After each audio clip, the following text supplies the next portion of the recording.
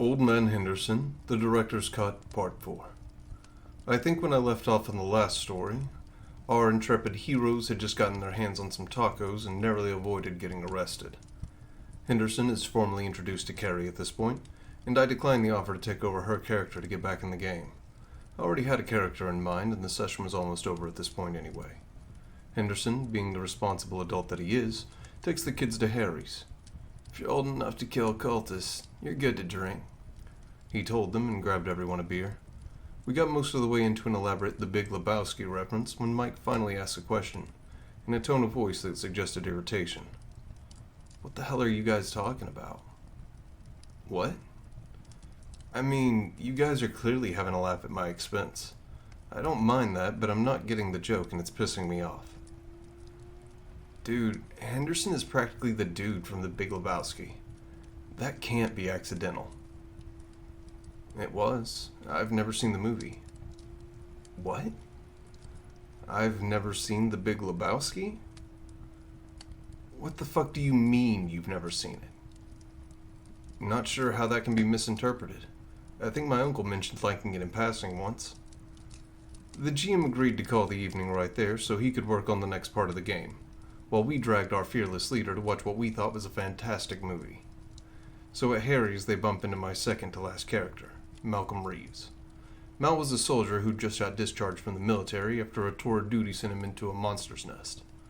He was diagnosed with schizophrenic hallucinations caused by PTSD and sent home.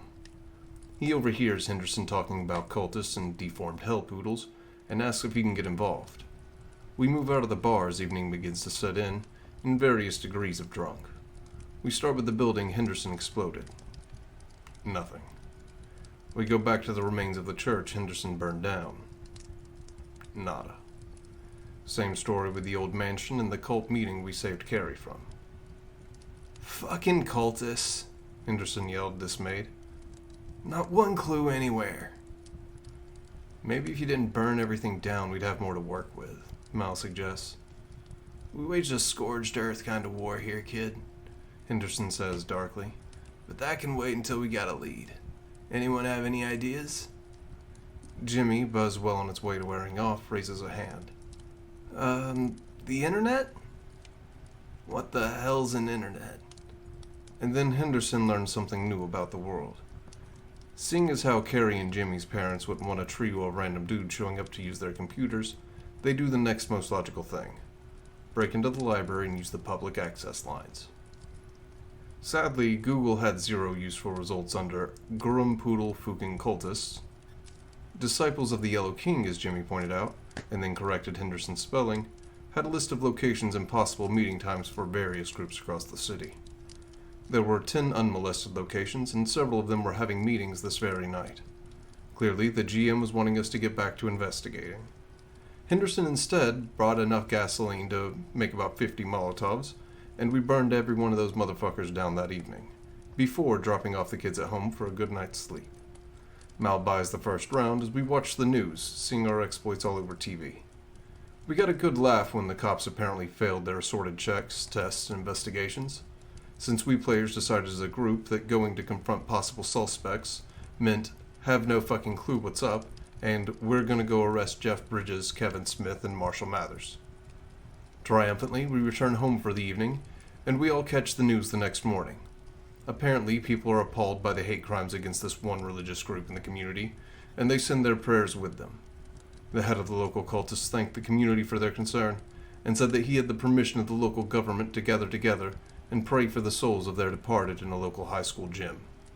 In retrospect, the GM telling us that every living cultist of Hoster would be gathering into one convenient location should have been a hint that it was a trap. Like one big enough to be visible from space. This is when Henderson had a cunning plan. He was going to go there and talk to the head cultist guy. I tell him that it's a fantastic plan, since Will had already shared the summoning of the demon thing Henderson accidentally accomplished with him. So the new plan, of which Henderson was only vaguely aware, was that Jimmy was going to help the deacon set up a slideshow thing for all of the words of the prayer that he was going to lead. Henderson asked what significance lawn gnomes had in their worship. The deacon, after deciding that he wasn't in fact being mocked, explained that the church was rather neutral on the topic of lawn gnomes. Henderson that kept chasing the line as hard as he could, asking about things like human-gnome relations, whether the gnomes had souls, whether said souled gnomes could theoretically be used as sacrifices to Satan. The deacon then, and I'm quoting the GM here, in the only good line he had the entire game, gave Henderson a look. A look that can only be summed up as, "Dude, I fucked a Shoggoth, and you're creeping me out." Jimmy then led Henderson away from the fracas after he completed his secret mission of changing one of the slides about a third of the way into the show. That evening, the cultists prayed to Hoster. They asked for guidance and protection. They asked that their dead be avenged. They asked that they be allowed to continue serving. Or at least, that was the intent. One of the slides had been changed to say something more like, "Al-Hwa al-Cthulhu Fatagan, clear far al-Is Arcus Val de Pois." One horrible tentacled monstrosity per member saying the prayers out loud. The GM assumed that we would crash the show. We chose instead to barricade the doors and leave. After the horrors had ripped apart the cultists, they then turned on each other. Soon the hall was left with only the dead and dying, with some stone-cold motherfuckers shot full across town. However, we didn't account for one thing. Hoster wasn't the only game in town, and a high priest of Cthulhu felt 100 monsters being called into the world in his master's name. He investigates and finds the scene of the crime, then looks into the earlier summoning performed by Henderson. Gravely insulted by the turn of affairs, he uses a sympathetic binding using what little remained of the corpse to sick a pair of hellhounds on Henderson, before returning to his meditations. When they catch up to him, Will's already gone home and the kids are sleeping, and Henderson's going for a walk with Malcolm. We're in the park not far from his house, about to part ways when we hear a horrible snarling noise. Pistols drawn, we get a lucky shot off and kill one of them, while the second leaps onto Henderson's face. He throws it off and dodges its second coming. Guess who gets a crit to the fucking throat? Fucking guess. Yes, I'm still bitter that no character other than Simon survived across multiple sessions. So as the monster kills me, Henderson manages a few solid kicks into it. The summoner, having detected a kill from his beasts, dismissed the survivor, assuming that he got the one he desired. Henderson called the cops, and Mal was given a small but tasteful funeral at the military's expense. The official police reports read it off as a mauling by some dogs that apparently escaped, heavily wounded. That night on the way home, I had a terrible premonition. I now wonder, looking back, if this was the same fey mood that took Mike the evening he created Henderson. I lurked forums, I googled strategies, I shared small snippets of my sob story online while I accumulated knowledge. Henderson was born of madness, and a man's hatred towards blind antagonism. I, on the other hand, turned my eyes towards a magic more solid, practiced, dependable, evil. I delved into deliberate munchkinism for one express purpose: the creation of Simon Breckenridge, British spy. I knew setting out that I would never curb Henderson's madness. I could never hope to match it either. I therefore built Henderson's exact opposite: competent, sane, cunning. His karmic balance, the yin to his yang. His fucking soulmate in plot annihilation. The perfect support character. When utilized properly, a well-made support character is a fucking force multiplier for team effectiveness. Since Henderson was already wrecking the campaign harder than anything I could possibly design, I chose to co-opt Mike's efforts, and make the Henderson situation exponentially worse. Since I've been absent for longer than intended from the whole director's cut thing I've been doing, I'm gonna power through the rest of the story tonight. So excuse me while I go slip into something more comfortable and grab a snack. Simon was intentional? That explains so much. Man, I can't make shit up off the cuff like you can. Simon was like a week's effort. I skipped a couple of classes to perfect my technique. Switching away from the antics of Henderson for a little while, we take the action to London. Most spies who try James Bond level bullshit get killed. They get lost or abandoned by their own country. Most spies are not Simon Breckenridge. Due to careful manipulation of events behind the scenes, he managed to close multiple gaps in security, sleep with most of the attractive ladies in town, and pass all the blame to other people. He had a distinguished career behind him, and retired at age 45 with enough embezzled government funds to have him tried for treason. Less than a week later, without his spy network in place, his country house is destroyed and he goes back to work trying to figure out who killed his wife. His one lead skips town on a boat, so he goes to America with only one goal in mind: revenge. He knows that he'll have to use the local conditions to his advantage, since he's going in blind without a penny to his name. After all, the Crown could hardly be caught funding a covert operation stateside. I track the yacht and find out where it intends to make landfall. I send wire back home and discover that it's an influential member of a group known as the Disciples of the Yellow King. Looking around, it's not exactly hard to figure out why he might be interested in this town. Someone apparently declared war on his fucking religion. I decide that finding the group responsible for this would be a wise move, since the enemy of my enemy would make an excellent disposable asset for the given value of friend. Deciding to get up bright and early the next day to search it out, I retire to a pub near my quaint hotel room, intending to sample the local fare. As I walk into Harry's pub, I'm greeted by a pair of people in the midst of a heated argument. I'm telling you, Will, this sort of degenerate activity is what's wrong with this country today. You're fucking crazy, Henderson. Each generation has its thing. You guys had Woodstock. This is just the new thing. Come on, we all know those punks on the TV are talentless hacks. The real masters of the craft are dead and gone. I guess that's true enough, assuming you give proper credit to the proper men. Will, there's no fucking way in any universe that Tupac was better than Biggie. Let's get a second opinion, Will responds before pointing at Simon. You there. New guy. Yes? Tupac or Biggie? For what? President? I'd rather vote for someone with a sense of pizzazz. What's Liberace doing these days? Henderson smiles. I think I like this guy. Sup, Limey? What brings you across the pond? I'm a secret agent for the Crown. I came here to reenact a James Bond movie and get thrown out under an assumed name. Given your hilariously liberal gun laws, that should take most of my holiday. Which Bond? Connery, the only proper one. Simon notes, a hint of distaste in his voice. Nice. Henderson looks at the TV. Hey, they're talking about us again. Your church? Simon asks, taking notes. Victims of jihad. Will responds, taking another sip of beer. Demon-summoning cultist bastards. Stole my gnomes, too. Why do you reckon they did that anyway? Will asks, turning to his compatriot. Nearest I can guess, some sort of ritual sacrifice, Henderson responds. By the way, that taxidermist ever finished stuffing that poodle? I figure I can use him to keep away the kids on Halloween. Simon finishes his mental assessment. These morons will make for excellent cannon fodder. Gentlemen, proposition. He then explains the yacht situation to the two of them, while Henderson takes a call from Jimmy. He then laughs. Can you boys handle getting some parachutes and some speakers for a rock concert? I just had the best plan ever. What sort of plan is this? Will asks, watching Henderson intently. The best one ever. Come on, when have I ever lied to you?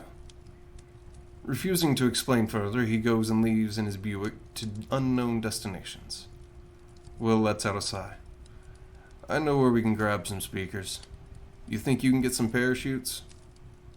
I think I can manage. We meet back up here tomorrow. So, while we went off to do some very mundane things, Henderson went to the local Air Force base. He then told the man at the gate that he was a veteran needing to see a doctor, and then drove off to where the vehicles are kept. Since the GM had no idea how base security was supposed to work, he pretty much just walked up to a cargo chopper going through pre-flight checks and punched out the pilot. After hooking up the Buick, he flew across town to an abandoned warehouse and parked the chopper before going home. There really isn't anything more to that story. Apparently, these were the worst MPs in the history of our armed forces. We all come back to the bar, and Simon informs the group that the yacht will arrive in 2 days' time. Henderson and Jimmy rig up a thing that would let them control the various light charges and speakers from a cheap laptop, while Simon reacquainted himself with the controls of a helicopter. The theft and dropping of the yacht clearly happened at this point, so I'm not going to bother reposting that part of the tale here. My version wouldn't be nearly as funny as the way Mike wrote it anyway. I totally expected more resistance. I planned that shit out like a Shadowrun style attack, and then nothing happened. I just kinda walked in and jabbed the chopper. Hilariously, I had no fly a chopper related skills, even in the backstory. Jim just assumed it was there and I went. I fully expected to crash that thing in a field running from like the entire military. At this point in the game, having dropped the yacht, we are under no illusions as to what is going to happen next. The GM gave up the investigative undertones. We gave up on disguising our war. I don't know why, but the GM refused to give us a cop-out. He didn't want to just rage quit and go, rocks fall, everyone dies. The session ended with us dropping a yacht, and we walked out of there fully expecting open warfare when we returned to the table. A week later, we met for the last time as a group after months of weekly games. It took Henderson about 3 weeks to completely destroy any semblance to a plot or a long-term goal. All that mattered at this point was that our deaths were long, glorious, and brutal. Ironically, it was the first time we all arrived at the table with the same expectations and enthusiasm. Mike wanted to see Henderson die, and the GM wanted to kill him. I wanted Simon to draw it out as long as possible. John wanted to see Will continue to give 0 fucks. In a way, we all succeeded in our respective goals. The game picks up about 3 days after dropping the yacht. The remaining cultists begin to kill each other in open warfare, and the police and federal investigators are all flipping their shit over the blazant wizardry happening.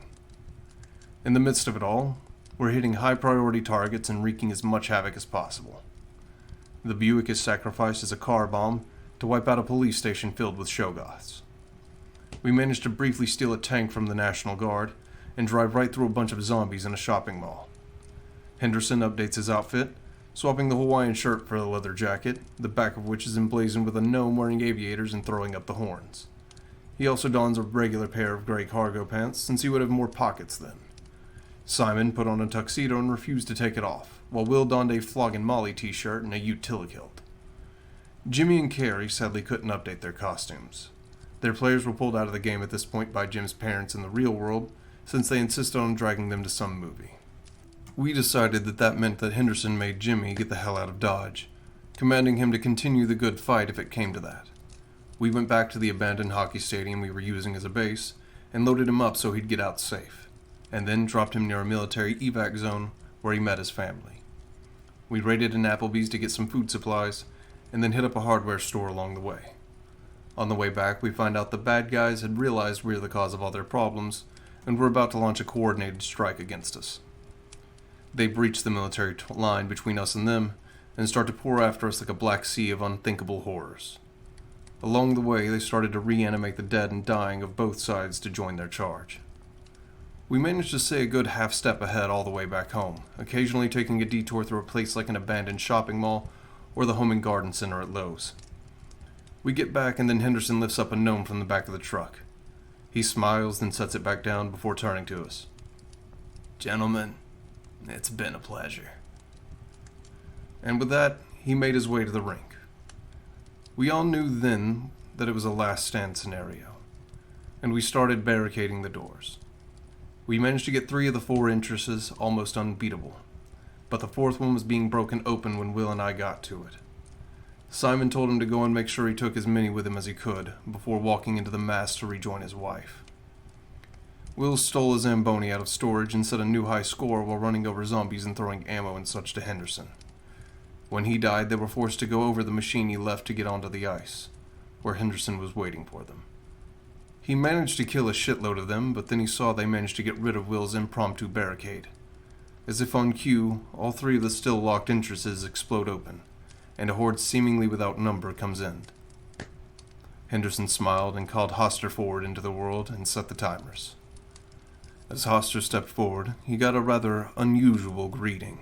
"Oh, Canada, our home and native land, true patriot love in all thy sons command.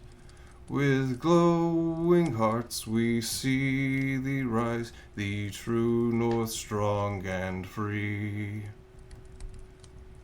The King in Yellow pauses, while Mike apparently hits the limit of the internal clock he's been ticking off in his head. Alright, we win. What? The charges go off. I set them for 15 seconds. I needed to make sure he had enough time to arrive, but not enough to actually arrive. What? He then broke it down and explained little pieces of information gleaned from the investigative portions of the game. Meticulous notes from months prior.